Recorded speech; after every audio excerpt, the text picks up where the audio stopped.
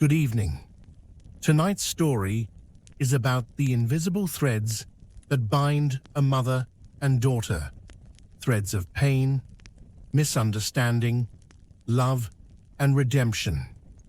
In the glow of the fire, you'll hear a story that takes unexpected turns and leads to a place of healing and reconnection.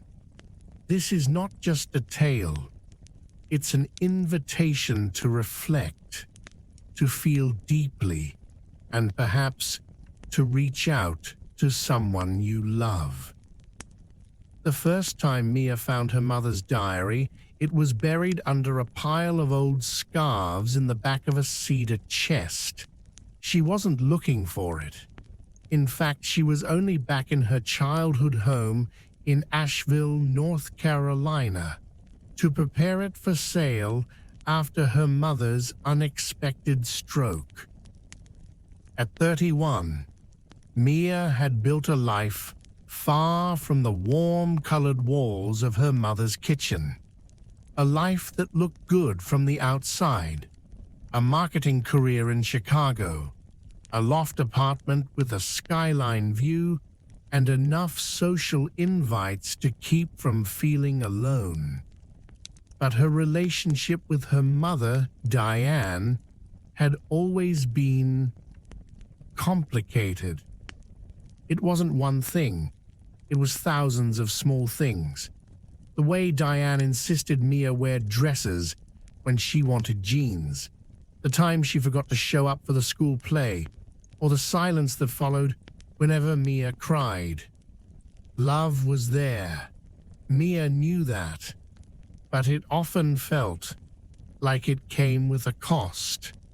When Mia got the call from the hospital, she hadn't seen Diane in nearly 3 years, and still, something deep inside pulled her home.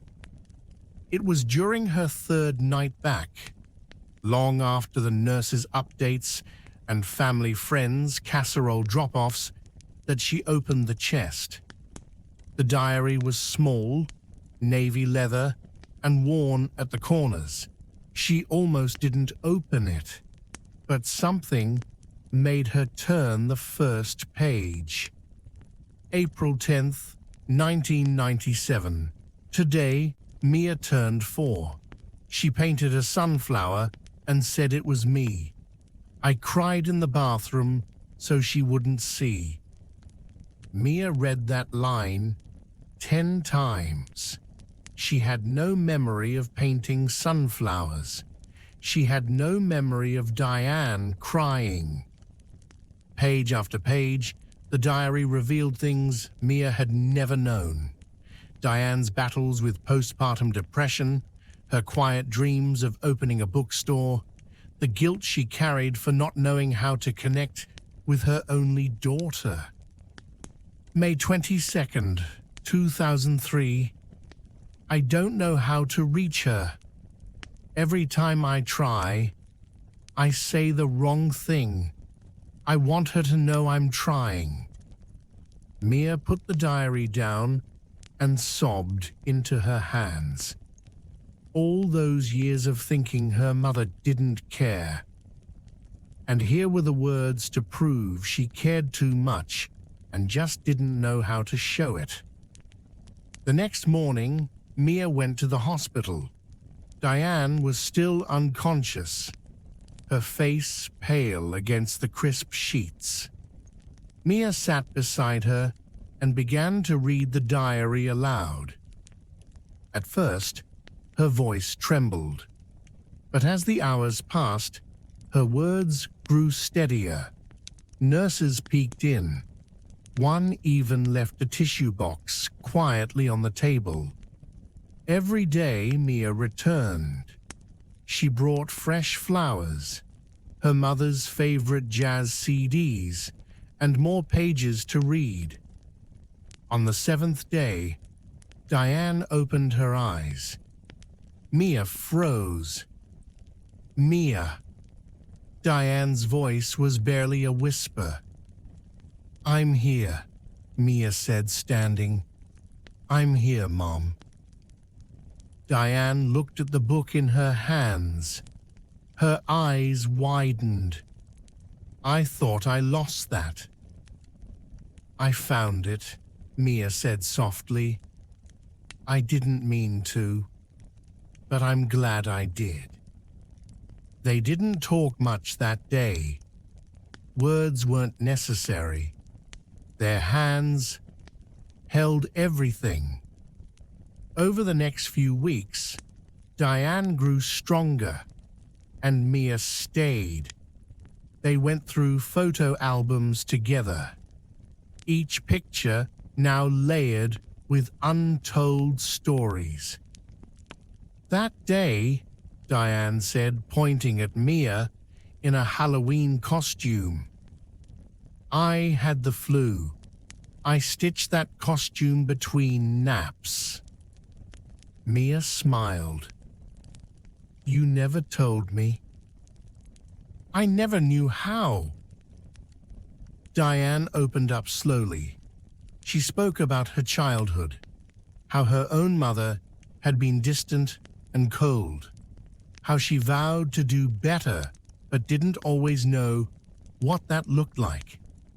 One evening, while drinking tea on the porch, Mia asked a question she had always feared to voice. Did you love me back then? Diane looked at her daughter, eyes glassy with emotion. Oh, Mia, I loved you so much. I ached. I just didn't know how to love out loud. Mia cried then, not because she was sad, but because for the first time she understood. Her mother's love had always been there. It was just wrapped in fear, layered under generational silence. 2 months later, Mia cancelled her return ticket to Chicago. She applied for remote work and moved back into her childhood home. She and Diane started a small project together, a podcast, unwritten pages, stories from mothers and daughters. They invited guests. They shared diary entries. They cried and laughed with strangers who became family through shared pain. It grew faster than either expected. The New York Times featured their story. They were invited to speak on talk shows. But what mattered most wasn't the attention. It was the hundreds of letters from listeners saying, "You helped me call my mother today." One night, after recording an episode about forgiveness, Mia handed her mum a new journal. "For you," she said. "This time, write what you want me to know, while you're still here to say it." Diane smiled, tears slipping down her cheeks. And this time, Mia didn't need a diary to know what those tears meant.